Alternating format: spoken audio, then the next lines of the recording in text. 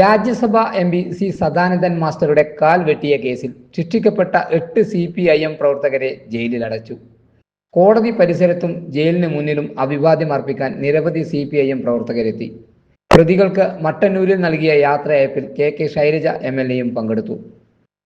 കുറ്റവാളികൾക്ക് പ്രേരണയാകുന്ന നിലപാടാണ് KK ശൈലജ സ്വീകരിച്ചതെന്ന് C Sadanandan master പറഞ്ഞു. 1994 ജനുവരി 25 RSS സഹകാര്യവാഹായിരുന്ന സി സദാനന്ദൻ മാസ്റ്ററുടെ കാല് വെട്ടിമാറ്റിയ കേസിൽ 31 വർഷങ്ങൾക്ക് ശേഷമാണ് ശിക്ഷ നടപ്പാക്കുന്നത്. സുപ്രീം കോടതി പ്രതികളുടെ അപ്പീൽ ഫയലിൽ സ്വീകരിക്കാതെ വന്നതോടെ പ്രതികൾക്ക് ഹൈക്കോടതി നോട്ടീസ് നൽകി. ഇന്ന് രാവിലെ പ്രതികൾ തലശ്ശേരി വിചാരണ കോടതിയിൽ കീഴടങ്ങി. കോടതി നടപടിക്രമങ്ങൾ പൂർത്തിയാക്കി പ്രതികളെ സെൻട്രൽ ജയിലിലേക്ക് കൊണ്ടുപോകുമ്പോൾ CPIM പ്രവർത്തകർ കോടതിക്ക് പുറത്ത് അഭിവാദ്യം അർപ്പിച്ചു.